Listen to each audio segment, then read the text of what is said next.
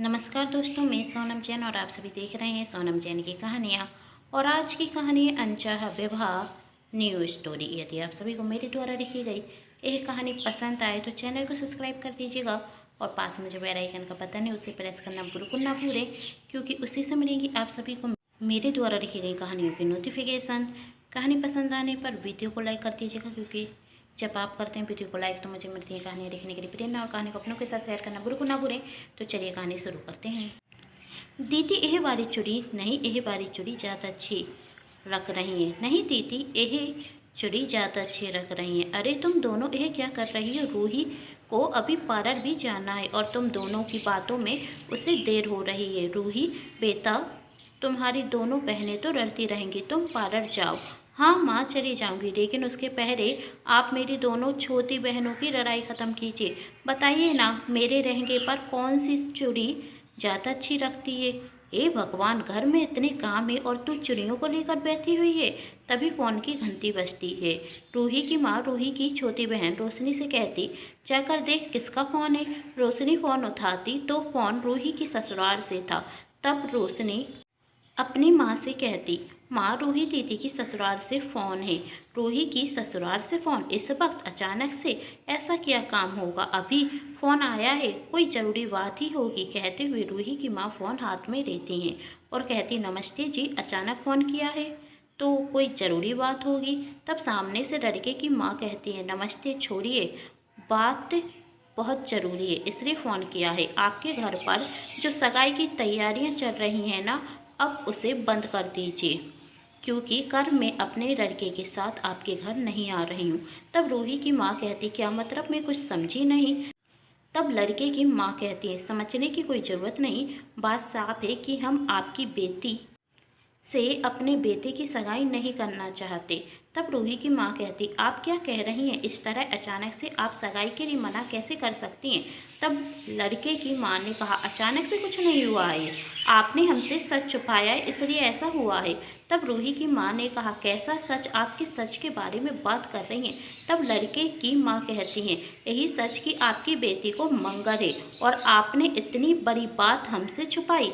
हमसे हमारे बेटे की कुंडली लेने के बाद आपने क्या कहा था कि पंडित जी ने कहा है कि दोनों बच्चों की कुंडली बहुत अच्छी है, यदि यह शादी होगी तो दोनों बच्चे खुश रहेंगे। पर आपने हमें अपनी बेटी की कुंडली इसलिए नहीं दी क्योंकि हमें पता न चल जाए कि आपकी बेटी को मंगल है। चाहे जितना सच छुपाने की कोशिश कर लीजिए, लेकिन सच तो सामने आ ही जाता है।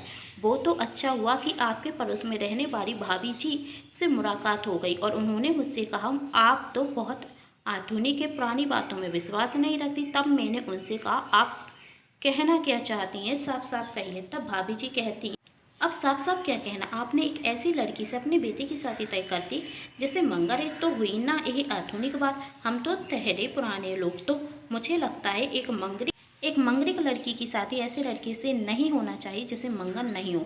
मंगलिक लड़की की शादी मंगलिक लड़के से ही होती और मैं इस मंगलिक लड़की से अपने बेटे की शादी नहीं कर सकती।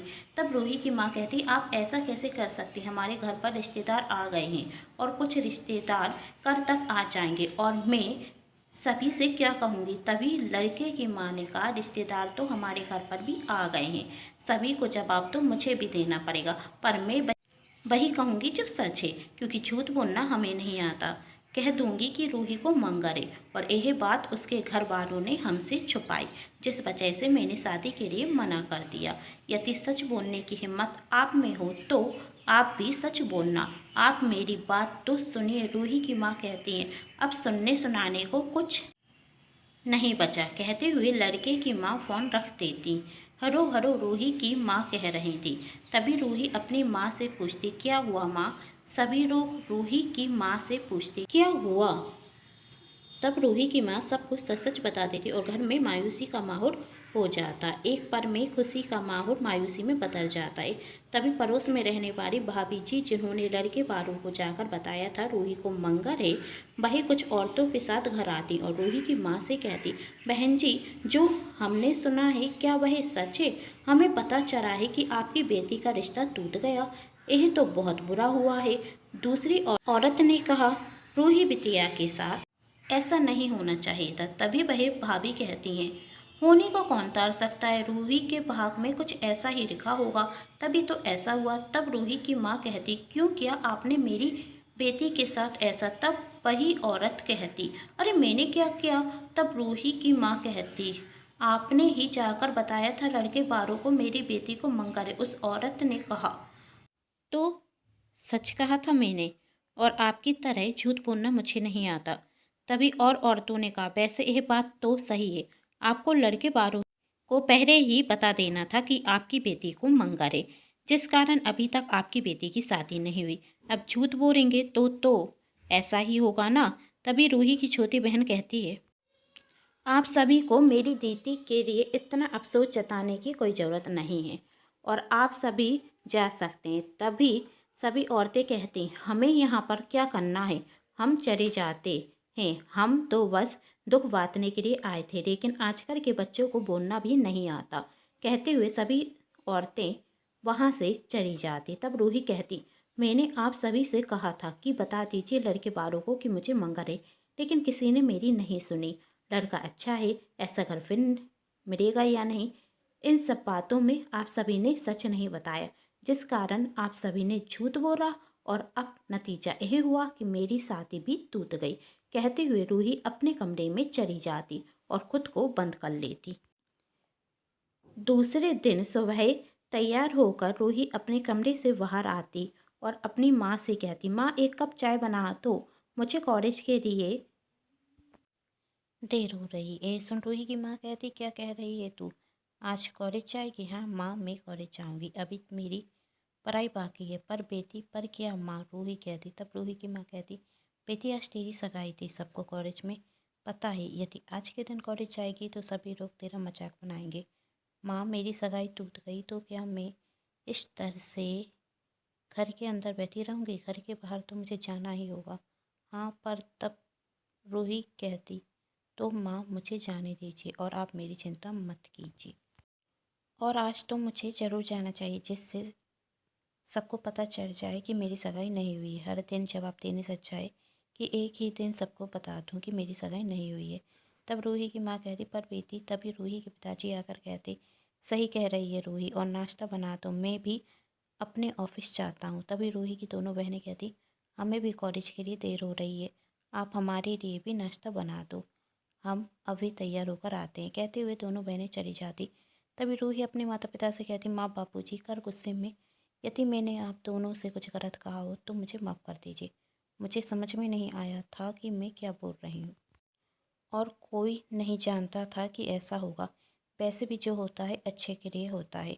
अब उनकी किस्मत में नहीं थी कि मेरी जितनी अच्छी लड़की उनके घर की बहू बने, और वैसे भी जिस घर में मेरी शादी होगी ना, वही घर उस घर से राख गुना अच्छा होगा, देखना। कहते हुए रूही चली जाती, और रूही जब कॉलेज जाती तो सभी रूही से पूछते, रूही सभी के सवालों के जवाब देती। रूही जब कॉलेज से आती तो पास की औरतें कहती, देखो तो सगाई टूट गई फिर भी कॉलेज जाने से मानी नहीं। तब रूही ने कहा, किस किताब में लिखा है कि सगाई टूटने के बाद कॉलेज नहीं जाते, और वैसे भी मैंने अपनी पढ़ाई छोड़ी नहीं। कहते हुए रूही अंदर आ जाती है। इस बात को 5 वर्ष बीत गए थे, लेकिन रूही की शादी अभी तक कहीं नहीं हुई थी, और आस पड़ोस के लोग कहने लगे, देखो तो 3 बेटियों के बाप हैं, फिर भी निश्चित बैठे हुए हैं, उन्हें तो अपनी बेटी की चिंता भी नहीं है। किसी की शादी नहीं करनी क्या, हमेशा अपनी बेटियों को ज़िंदगी भर अपने घर पर बिता देते कर रखेंगे। अरे शादी करें तो कैसे करें, वही बड़ी बेटी है, उसे मंगा रही, जिस कारण उसकी शादी अभी तक नहीं हुई। 5 वर्ष पहले शादी पक्की हुई थी, लेकिन वही भी टूट गई, और उसके बाद कोई भी लड़का शादी करने के लिए तैयार ही नहीं हुआ। यह सब बातें अब रूही के माता पिता को सुननी पड़ती। आगे की कहानी देखने के लिए कहानी का अगला भाग जरूर देखें, जिसके लिए कर लीजिए चैनल को सब्सक्राइब, क्योंकि जब भी मैं लेकर आऊँ कहानी का अगला भाग तो आप सभी को पता चल सके। यदि आप सभी को ये कहानी पसंद आ रही है तो चैनल को सब्सक्राइब, वीडियो को लाइक एंड शेयर करना बिल्कुल ना भूलें। Thanks for watching.